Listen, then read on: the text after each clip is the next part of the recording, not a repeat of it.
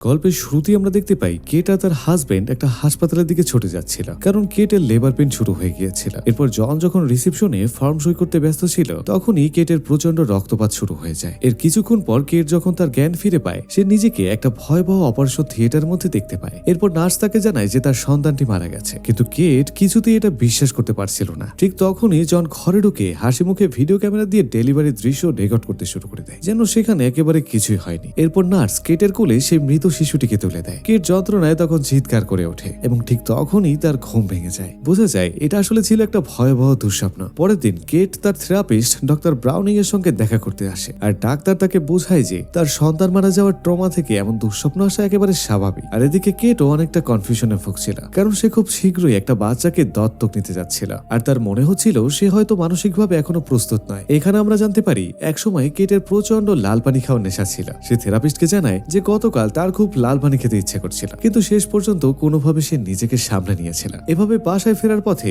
Kate তার বধির মেয়ে ম্যাক্সকে স্কুলে আনার জন্য যায়। এভাবে গাড়ি চালানোর সময় সে অন্যমনস্ক থাকায় কেট প্রায় একটা অ্যাক্সিডেন্ট করেই ফেলছিল। এদিকে কেট একজন মিউজিশিয়ান ছিল। সে পিয়ানোতে সুর তোলার চেষ্টা করার সময় বাইরে থেকে আসা শব্দে খুব একটা বিরক্ত হয়ে ওঠে। এরপর সে দেখতে পায় যে ম্যাক্স বাস্কেটবল নিয়ে খেলা করছিল। তখন কেট তাকে বকা দেয়, কিন্তু যখন জন আর তাদের বড় ছেলে ড্যানিয়েল বাসায় ফিরে আসে, তখন সবাই মিলে বেশ মজা করে সময় কাটায়। এরপর রাতে ঘুমানোর সময় ম্যাক্স তার সেই মৃত বোনের গল্প শুনতে চায় এবং সে আরো জানতে চায় যে সে নতুন কোনো বোন পাবে কিনা। দেখা যায় কেট আর জনের মধ্যে আলোচনা হয় এবং তারা শেষ পর্যন্ত সিদ্ধান্ত নেয় যে তারা একটা বাচ্চাকে দত্তক নেবেই। এর কিছুদিন পর তারা একটা অরফানেজ হাউসে যায়, আর সেখানে সিস্টার অ্যাবাগেল তাদেরকে খুব ভালো করে ওয়েলকাম করে। কেট তখন নিচতলায় ঘোরাঘুরি করছিল, আর জন দোতলায় যাওয়ার পর একটা অদ্ভুত সুন্দর গানের সুর শুনতে পায়। এরপর সে একটি ঘরে ঢুকে দেখে এস্তার নামে একটা মিষ্টি মেয়ে ছবি আঁকছিল। এস্তার জনের সঙ্গে খুব সুন্দর করে কথা বলে এবং জানায় সে একটু আলাদা বলে কেউ সাধারণত তার সঙ্গে কথা বলতে আসে না। দেখা যায় কেট আর জন এস্তারের ব্যবহারে একেবারে মুগ্ধ হয়ে যায়, আর সিস্টার অ্যাবাগেল তাদেরকে জানায় যে এস্তার মূলত রাশিয়ান মেয়ে ছিল। তাকে যারা আমেরিকা এনেছিল তারা একটা আগুনের দুর্ঘটনায় পুড়ে মারা গেছে। এভাবে সবকিছু শুনে কেট আর জন এস্তারকেই পছন্দ করে ফেলে। এর ঠিক 3 সপ্তাহ পর তারা এস্তারকে অরফান হাউস থেকে বাড়িতে নিয়ে আসে। গাড়িতে ফেরার সময় কেট এস্তারকে সাইন ল্যাঙ্গুয়েজ মানে ইশারা ভাষা শেখাতে শুরু করে, যাতে সে ম্যাক্সের সঙ্গে কথা বলতে পারে। এভাবে এস্তারকে নিয়ে কেট আর জন যখন বাড়িতে পৌঁছায়, ছোট্ট ম্যাক্স তাকে দেখে খুবই উত্তেজিত হয়ে পড়ে এবং এস্তারও সাথে সাথে ম্যাক্সের সঙ্গে ইশারা ভাষায় কথা বলে খুব ভালো করে বন্ধুত্ব করে নেয়। এদিকে ভেতরে ঢোকার পর দাদি বারবারা আর বড় ভাই ড্যানিয়েলের সঙ্গে এস্তারের পরিচয় হয়। দেখা যায় সবাই এস্তারকে উপহার দিয়ে স্বাগত জানালেও ড্যানিয়েলকে দেখে মনে হচ্ছিল সে এস্তারের আশাতে খুব বেশি একটা খুশি ছিল না। বিশেষ করে এস্তার যখন তার বাবাকে জড়িয়ে ধরে ধন্যবাদ দিচ্ছিল, তখন ড্যানিয়েলের চোখে মুখে হিংসে ফুটে উঠেছিল। এদিকে ড্যানিয়েল তার বন্ধুদের নিয়ে বাইরে ট্রি হাউসে সময় কাটাচ্ছিল, আর অন্যদিকে স্নোফলের মধ্যে এস্তার আর ম্যাক্স মিলে খেলা করছিল। দেখা যায় কেট তার শাশুড়ি বারবারার সঙ্গে ম্যাক্সকে নিয়ে কথা বলছিল, আর বারবারার কথা শুনে মনে হচ্ছিল তিনি কেটের উপরে খুব বেশি একটা সন্তুষ্ট নয়। সেদিন রাতে একটা প্রচন্ড ঝড়ের সময় এস্তার আর ম্যাক্স খুব ভয় পেয়ে যায়, আর তারা জন আর কেটের ঘরে চলে আসে এবং তাদের মাঝখানে ঘুমানোর জন্য আবদার করে। কিন্তু মজার বিষয় হলো এস্তার জেদ করে বসে সে ঠিক জনের পাশেই শুতে চায়। এর পরের দিন স্কুলে যাওয়ার সময় এস্তার একটা অদ্ভুত ড্রেস পরে আসে, আর ড্যানিয়েল সহ বাকিরা এটা থেকে খুব হাসাহাসি করতে শুরু করে। কেট তাকে জিজ্ঞেস করে সে কি সত্যি এটা পরে স্কুলে যেতে চায় কিনা। তখন এস্তারও খুব কনফিডেন্টের সাথে উত্তর দেয় যে আলাদা হতে কোনো দোষারোপ নেই। আর দেখা যায় তার জেদের কাছে হার মেনে কেট তাকে সেই পোশাকে স্কুলে যেতে দেয়। এভাবে ক্লাসে যাওয়ার পর এক দুষ্ট মেয়ে এস্তারের পোশাক আশাক আর সাজগোজ নিয়ে আড়াল থেকে টিটকারি মারছিল। এমনই এক দুপুরে এস্তার আর ম্যাক যখন জমে যাওয়া একটা বরফের লেকের উপরে খেলা করছিল, কেট ভয় পেয়ে দৌড়ে গিয়ে তাদের ওখান থেকে সরিয়ে আনে। আর ঠিক সেই সময় ড্যানিয়েল তার পেইন্ট বল গান দিয়ে একটা পাখিকে গুলি করে আহত করে ফেলে। দেখা যায় পাখিটাকে খুব যন্ত্রণায় ছটফট করতে দেখে একটা বিশাল পাথর তুলে ড্যানিয়েলকে বলে পাখিটার কষ্ট শেষ করে দিতে, কিন্তু ড্যানিয়েল তাতে রাজি না হলে এস্তার নিজেই পাথরটি দিয়ে পাখিটাকে থেতলে মেরে ফেলে। তো এস্তারের এমন নিষ্ঠুর আচরণ দেখে বাচ্চারা তো ঘাবড়ে যায়। পরে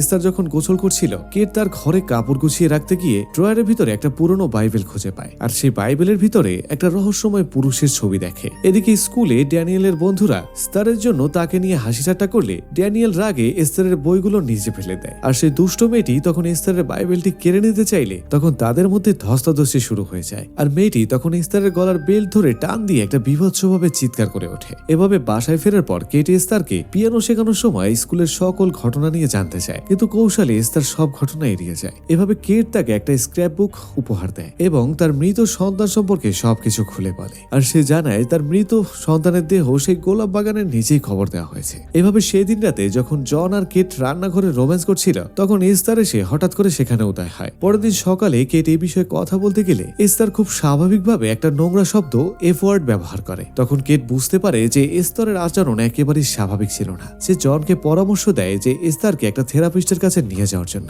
কিন্তু দেখা যায় জন এটাকে হেসে উড়িয়ে দেয় এবং সে ভাবে যে ছোট্ট বাচ্চাটি হয়তো কোথাও থেকে শব্দটি শুনেছে। এরপর একদিন জন বাচ্চাদেরকে নিয়ে পার্কে যায়, আর পার্কে যখন জন বাচ্চাদেরকে নিয়ে ব্যস্ত ছিল তখন তার প্রতিবেশী এক মহিলা এসে জনের সঙ্গে খুব ফ্ল্যাট করতে শুরু করে। ঠিক সেই সময় এস্তার স্কুলের সেই দুষ্ট মেয়েটিও সেখানে খেলতে আসে। তো এস্তারের নজর তখন একবার জনের দিকে তো একবার সেই মেয়েটির দিকে ছিল, আর সেই মেয়েটি এস্তারকে দেখে বেশ ভয় পাচ্ছিল। এরপর সে যখন স্লাইড দিয়ে নিচে নামতে চায় তখন এস্তার হঠাৎ করে তাকে সজোরে ধাক্কা দেয়, আর তখন মেয়েটি নিচে পড়ে তার পা ভেঙে ফেলে। আর ছোট্ট ম্যাক্স আড়াল থেকে এই পুরো ঘটনাটি দেখে ফেলে। এরপর সেদিন রাতে ডিনারের সময় জন এস্তারকে এই বিষয়ে জিজ্ঞেস করলে তখন এস্তারের ইশারায় ম্যাক্স তখন মিথ্যা সাক্ষী দেয় যে মেয়েটি আসলে পিছলে পড়ে গিয়েছিল। এভাবে ডিনারের আগে এস্তার খুব ধার্মিক মানুষের মতো প্রার্থনা করতে শুরু করে, আর যা দেখে ম্যাক্সও তাকে ফলো করে। এমনকি ড্যানিয়েলের চেয়েও এস্তার এখন ভালো সাইন ল্যাঙ্গুয়েজ বুঝতে পারছিল। এদিকে ড্যানিয়েল রেগে এস্তারকে গালিগালাজ করলে জন শাস্তি হিসাবে তার প্রিয় ট্রি হাউসে তালা লাগিয়ে দেয়। পরের দিন কেট যখন গ্রোসারি স্টোরে তখন এতিমখানা সিস্টার অ্যাবাগিল তাকে ফোন করে, কিন্তু এস্তার তার সঙ্গে কথা বলতে না চাইলে কেট একটু দূরে গিয়ে সিস্টারকে সকল ঘটনা খুলে বলে। এদিকে ম্যাক্স কেটের লিপ রিডিং করে বুঝে ফেলে যে কেট আসলে কি বলছে এবং সেটা ইশারায় এস্তারকে সব জানিয়ে দেয়। তখন বাসায় ফিরে কেট একেবারে অবাক হয়ে যায়, কারণ সে দেখে যে এস্তার খুব চমৎকার করে পিয়ানো বাজাচ্ছিল। তখন কেট জিজ্ঞেস করে, তুমি তো বলেছিলে পিয়ানো বাজাতে পারো না। এস্তার তখন ঠান্ডা মাথায় উত্তর দেয় যে আমি আপনাকে খুশি করার জন্য করেছি। দেখা যায় সেদিন রাতে এস্তারকে নিয়ে কেট আর জনের মধ্যে প্রচন্ড ঝগড়া হয়ে যায়, যা দেয়ালের আড়াল থেকে শুনতে পেয়ে এস্তার খুব পৈশাচিক আনন্দ পাচ্ছিল। এর কয়েকদিন পর সিস্টার অ্যাবাগিল তাদের বাসায় ফিরে আসে। সে কেট আর জনকে তখন সতর্ক করে বলে যে এস্তার অতীতেও এমন কিছু ঘটনা ঘটিয়েছে যাতে করে অন্য শিশুরা আহত হয়েছে। দেখা যায় এস্তার সব আড়ি পেতে শুনে ফেলে এবং ম্যাক্সকে ভয় দেখায় যে এই মহিলা তাকে নিয়ে যেতে এসেছে। এদিকে কেট সিস্টারের কথা গুরুত্ব দিলেও জন এখনো মনে করে যে কেট খুব বাড়িয়ে বাড়িয়ে বলছে। তবে শেষ পর্যন্ত তারা এস্তারকে থেরাপিস্টের কাছে নিয়ে যাওয়ার জন্য রাজি হয়ে যায়। এদিকে এস্তার ম্যাক্সকে দিয়ে ড্যানিয়েলের ট্রি হাউসের চাবি চুরি করায় এবং সেখান থেকে জনের লুকানো রিভলভারটাকে চুরি করে আনে। এরপর সে রিভলভারের সব গুলি বের করে মাত্র একটা গুলি ভিতরে রাখে এবং ম্যাক্সের দিকে তাক করে তাকে প্রচন্ড ভয় দেখায়। এরপর সিস্টার অ্যাবাগিল যখন গাড়ি নিয়ে চলে যাচ্ছিল তখন এস্তার ম্যাক্সকে ধাক্কা দিয়ে রাস্তার মাঝখানে ফেলে দেয়, আর সিস্টার তাকে বাঁচাতে গিয়ে নিয়ন্ত্রণ হারিয়ে তার গাড়ি খাদে পড়ে যায়। এরপর রক্তাক্ত সিস্টার যখন ম্যাক্সকে সাহায্যের জন্য ডাকছিল তখন এস্তার হঠাৎ করে একটা হাতুড়ি দিয়ে তার মাথায় আঘাত করে। এভাবে সিস্টার মারা না যাওয়ায় এস্তার তাকে বারবার আঘাত করে তাকে নৃশংসভাবে খুন করে ফেলে এবং ম্যাক্সকে বাধ্য করে তার এই লাশ সরাতে সাহায্য করতে। এরপর এস্তার তার রক্তমাখা কাপড় আর হাতুড়ি ট্রি হাউসে লুকিয়ে ফেলে এবং ম্যাক্সকে হুমকি দেয় যেহেতু সে তার সাহায্য করেছে পুলিশ তাকেও জেলে দেবে। এদিকে ড্যানিয়েল তখন আড়াল থেকে তাদেরকে ট্রি হাউস থেকে নামতে দেখে ফেলে। এদিকে সেদিন রাতে এস্তার ড্যানিয়েলের রুমে একটা সার্জিক্যাল ছুরি নিয়ে ঢোকে এবং তাকে মুখ বন্ধ রাখতে হুমকি দিতে শুরু করে, আর সেই ভয়ে ড্যানিয়েল তখন বিছানায় প্রস্রাব করে দেয়। এর পরের দিন কেট আর জন এস্তারকে নিয়ে থেরাপিস্ট ডক্টর ব্রাউনিং এর কাছে যায়। থেরাপিস্ট তাদের সঙ্গে কথা বলার পর একটা ভয়ঙ্কর তথ্য দেয়। তার মতে এস্তারের মধ্যে কোনো সমস্যা ছিল না, বরং আসল সমস্যা রয়েছে খোদ কেটের মধ্যে। ডক্টর ব্রাউনিং এর কথা শুনে কেট একেবারে স্তম্ভিত হয়ে যায়, কারণ থেরাপিস্টের মতে এস্তারের কোনো মানসিক সমস্যা ছিল না, বরং কেট নিজেই মাতৃত্ব নিয়ে একেবারে হীনমন্যতায় ভুগছিল, আর তারই রাগ সে এস্তারের উপরে ছাড়ছিল। কিন্তু সবচেয়ে দুঃখজনক হলো জন ও ডাক্তারের এই অদ্ভুত যুক্তিতে সায় দিচ্ছিল। এভাবে বাসায় ফেরার পর কেট এতিমখানা থেকে একটা কল পায়। তখন জানা যায় সিস্টার অ্যাবাগিল গতকাল রাত থেকে নিখোঁজ, আর এর ঠিক 4 দিন পর পুলিশ তার ক্ষতবিক্ষত লাশ উদ্ধার করে। এরপর অফিসাররা যখন জন আর কেটকে জিজ্ঞাসাবাদ করছিল তখন এস্তার নিজের রুমে বসে অ্যাকোরিয়ামের লাইট অন অফ করছিল, আর তার আগে এক ভয়ঙ্কর ছবি দেখছিল যেখানে পুরো পরিবারের শেষ হয়ে যাওয়ার একটা দৃশ্য ফুটিয়ে তোলা হয়েছে। এরপরে কেট ইন্টারনেটে ডিস্টার্ব চিলড্রেন নিয়ে পড়াশোনা করতে শুরু করে দেয় এবং তার সন্দেহ তার জনের কাছে প্রকাশ করে, আর জন আবারও তাকে পাগল সাব্যস্ত করলে কেট সাব জানিয়ে দেয় সে আর ওই থেরাপিস্টের কাছে যাবে না। সে এস্তারের অতীত খুঁজতে সরাসরি রাশিয়া সেই এতিমখানায় ফোন করে দেয়, কিন্তু সেখান থেকে জানানো হয় আমেরিকা আসার আগে এস্তারের কোনো রেকর্ডই তাদের কাছে ছিল না। অর্থাৎ এস্তারের পরিচয় নিয়ে বিশাল একটা রহস্য তৈরি হয়। পরের দিন জন আর এস্তার মিলে ছবি আঁকার সময় এস্তার জনের কানে কুপরামর্শ দিতে শুরু করে। সে কান্নাকাটি করে বলে যে কেট একদম তাকে পছন্দ করে না এবং তাকে সে বাড়ি থেকে বের করে দিতে চায়। অন্যদিকে কেট অন্য 2 সন্তানকে এস্তার সম্পর্কে জিজ্ঞাসা করলে প্রাণের ভয়ে তারা মিথ্যা বলে যে এস্তার কোনো অন্যায় করেনি। ঠিক সেদিন রাতেই এস্তার রান্নাঘরে এসে কেটকে এক বালতি গোলাপ উপহার দেয়, কিন্তু কেট লক্ষ্য করে এই ফুলগুলো তোলা হয়েছে ঠিক সেই বাগান থেকে যেখানে তার মৃত বাচ্চাকে কবর দেওয়া হয়েছিল। এতে করে কষ্ট পেয়ে সে এস্তারের হাত চেপে ধরলে ঠিক তখনই সেখানে জন এসে হাজির হয়, আর সে আবারও তখন কেটকেই দোষ দেয়। তখন এস্তার খুব ভালো করে বুঝতে পারে যে জন এখন তার হাতের মুঠোয় এরপর সে গ্যারেজে গিয়ে নিজের হাত নিজেই ভেঙে ফেলে এবং জনের কাছে গিয়ে নালিশ করে যে কেট তার হাত মুচড়ে ভেঙে ফেলেছে। তো এতে করে জন এবার কেটের উপরে চরম পরিমাণে ক্ষিপ্ত হয়ে যায়। এভাবে হতাশার একাকিত্বে কেট আবারও মদের দোকানে যায় আর 2 বোতল লাল পানি কিনে নিয়ে খেতে শুরু করে। তবে দেখা যায় সে খুব বেশি একটা পান করে না, অল্প একটু খেয়ে সে বাকিটা ড্রেনের মধ্যে ফেলে দেয়। কিন্তু দেখা যায় তার ভাগ্য অতটা ভালো ছিল না। পরের দিন সকালে বাচ্চাদেরকে স্কুলে নামানোর সময় ড্যানিয়েলের ব্যাগ ছিঁড়ে গেলে কেট তাকে সাহায্য করতে গিয়ে বাইরে নেমে আসে আর এই সুযোগে এস্তার গাড়ির গিয়ার পাল্টে দেয় আর ছোট্ট ম্যাক্স ভেতরে থাকা অবস্থাতেই গাড়িটি তখন দ্রুত চলতে শুরু করে। দেখা যায় অল্পের জন্য ম্যাক্স বেঁচে গেলেও এস্তারের ভয় দেখানোর শয়তানি সফল হয়ে যায়। আর ঠিক সেদিন রাতে ডাক্তার ব্রাউনিংও তাদের পাশে আসে আর কেট তখন চিৎকার করে বলতে থাকে যে গাড়িটি পার্কিং মোডে ছিল এবং এস্তারই এটা করেছে। কিন্তু জন তখন এস্তারের খুঁজে পাওয়া সেই দ্বিতীয় ওয়াইনের বোতলটি বের করে আনে আর সবাই ভাবে যে কেট মাতাল অবস্থায় এসব করেছে। তখন জন তাকে হুমকি দেয় যে 1 সপ্তাহের মধ্যে যদি সে রিহ্যাব সেন্টারে ভর্তি না হয় তবে জন বাচ্চাদেরকে নিয়ে তাকে ছেড়ে চলে যাবে। এদিকে এস্তার ও ম্যাক্সকে শাসায় যে যদি সে মুখ খুলে তবে সে তার মাকে গুলি করে মেরে ফেলবে। অন্যদিকে ড্যানিয়েল আর ম্যাক্স চুপি চুপি কথা বলে এবং ম্যাক্স তাকে সিস্টার অ্যাবাগিলের খুন আর ট্রি হাউসে লুকানো প্রমাণের কথা জানায়। আর ড্যানিয়েল তখন ঠিক করে যে সে ট্রি হাউস থেকে সেই প্রমাণগুলোকে উদ্ধার করবে। কিন্তু এবারও এস্তার তাদের কথা আড়ি পেতে শুনে ফেলে আর গভীর রাতে কেট যখন চুপি চুপি ম্যাক্সের রুমে ঢোকে তখন হঠাৎ করে লাইট জ্বলে ওঠে এবং সামনে এস্তারকে দাঁড়িয়ে থাকতে দেখে কেট তো ভয় পেয়ে যায়। তো বন্ধুরা, গল্পের মোড় এমন দিকে ঘুরবে যা আপনি কখনো কল্পনা করতে পারবেন না। এদিকে কেট আর এস্তারের মধ্যে একটা কোল্ড ওয়ার শুরু হয়ে যায়। এস্তার কেটকে সরাসরি চ্যালেঞ্জ ছুড়ে দিয়ে বলে কেটের সব গোপন ডায়েরি সে পড়ে ফেলেছে। কিন্তু কেটও খুব দমে যাওয়ার পাত্রে ছিল না। সে এস্তারের সেই রহস্যময় বাইবেলটিকে খুঁজে বের করে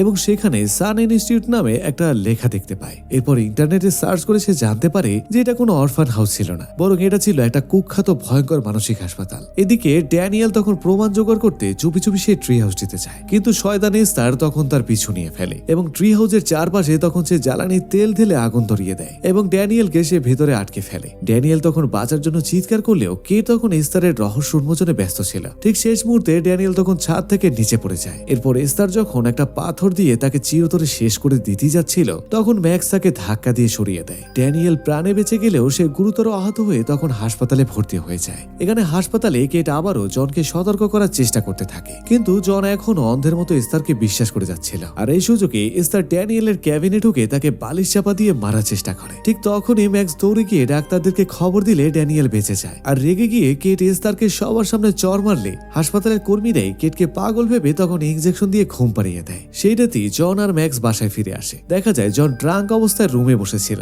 আর হঠাৎ এস্তার তখন নিচে নেমে আসে। তবে এটা বাচ্চা মেয়ের সাজে নয়, বরং একটা প্রাপ্তবয়স্ক নারীর মতো একেবারে হট সাজে আসে। দেখা যায় সে জনের অন্য পাশে বসে তাকে চুমু খেতে শুরু করে আর জন এতে প্রচন্ড ধাক্কা খেয়ে তাকে সরিয়ে দেয় এবং বলে সে তাকে মেয়ের মতো ভালোবাসে। কিন্তু এস্তার তখন চিৎকার করে বলে আমাকে বাচ্চার মতন শাসন করো না। আর জন তখন তাকে সাফ জানিয়ে দেয় যে সে কালই এস্তারকে অরফান হাউসে পাঠিয়ে দেবে। ঠিক সেই সময় হাসপাতাল থেকে কেট একটা ফোন পায়। দেখা যায় সার্ন ইনস্টিটিউটে ডাক্তার তাকে এমন সত্য জানায় যা শুনে কেটের পায়ের নিচ থেকে মাটি সরে যায়। ডাক্তার তাকে বলে যে এস্তার কোনো 9 বছরের শিশু নয়, বরং সে 33 বছর বয়সী একটা প্রাপ্তবয়স্ক নারী। তার শরীরে একটা বিরল হরমোনজনিত সমস্যা আছে আর যার কারণে তাকে দেখতে শিশুর মতোই লাগে। আর সে আরো জানায় যে ওই হাসপাতালের সবচেয়ে হিংস্র রোগী ছিল এস্তার আর সে এখন পর্যন্ত অন্তত 7 জনকে খুন করে ফেলেছে। আর তার গলায় আর হাতে থাকা সেই দাগ ছিল হাসপাতাল থেকে পালিয়ে যাওয়ার সময় হয়েছে। এভাবে একজন মরণঘাতী খুনিকে নিজের স্বামীর সঙ্গে একা রেখে কিট পাগলের মতন বাড়ির দিকে ছুটতে শুরু করে। কিন্তু কথা হচ্ছে সে কি সময় মতো পৌঁছাতে পারবে? এভাবে সকল সত্যিটা ফাঁস হয়ে যাওয়ার পর